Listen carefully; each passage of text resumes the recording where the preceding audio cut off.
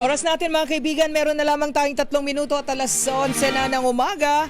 Magbalitang PCSO muna tayo sapagkat meron daw pong 10,000 halaga ng mga gamot.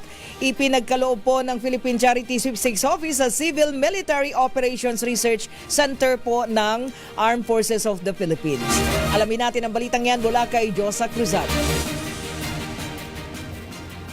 Nasa 10,000 pisong halaga ng iba't ibang gamot ang ipinagkaloob ng Philippine Charity Sweepstakes Office o PCSO sa Civil Military Operations Research Center ng Armed Forces of the Philippines. Isinagawa ang turnover nito sa PCSO Main Office sa Mandaluyong City sa pangunguna ni PCSO Executive Assistant Arnold Ariola kasama si Medical Services Department Head Dr. Ruel Aparato.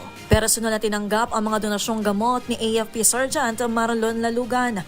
Ayon kay Lalugan, gagamitin ang naturang mga gamot sa isasagawang medical mission ng AFP sa La Trinidad Benguet sa February 14. Kasabay ng pagtanggap ay nagpaabot din ng pasasalamat si Lalugan sa PCSO para sa ibinigay na mga gamot na aniya ay maipararating sa mga higit na nangangailangan sa La Trinidad. Samantala, naging posible ang inisyatibo sa ilalim ng Medicine Donation Program ng PCSO na naglalayong makapagbigay ng basic medicines sa mga kwalipikadong institusyon at organisasyon.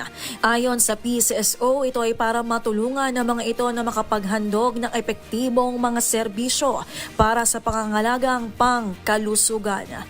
Ito si Josa Cruzat nag-uulat para sa DZRH, una sa Pilipinas, una sa Pilipino.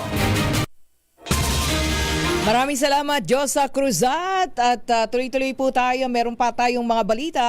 Meron pong 70 magsing-irog. Kabilang daw po ang isang 60 years old na lolo ikinasal po dyan sa Navotas bilang selebrasyon ng Happy Valentine's Day. Oo nga pala, Feb 14, R23 Edwin Duca sa detalye.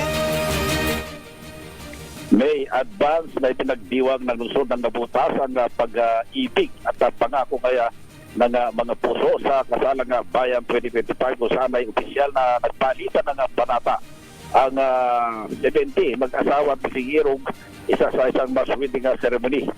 Kabilang sa mga mag-asawa may na sina Agosto Samson Jr., 60 years old, at ang kanyang asawa si Nelma Lanza naman ay 50 years old na 20 years na itong nagkasama. Binati ni Mayor John Ray Chanco ang mga mag-asawa na binigyan at ang kahalagahan ng kasal sa pagbuo ng isang matatag na pamilya sa komunidad. Ang pag-asawa niya ay pundasyon na isang matatag na pamilya at isang maunlad na komunidad. Hinikayat din niya ang mga mag-asawa na magkaroon ng mga poster sa home na puno ng pagmamahalan at mabuting pangangalaga na binigyan din na ang pagpapalaki ng mga responsabling anak ay nasisiguro ng magandang kinabukasan para sa Navotas.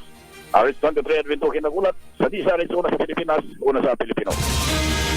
Maraming salamat, R23 Edwin Duque. At syempre magpasalamat tayo sa lahat-lahat po ng mga tumutok sa Employees Compensation Commission ngayon pong Wednesday.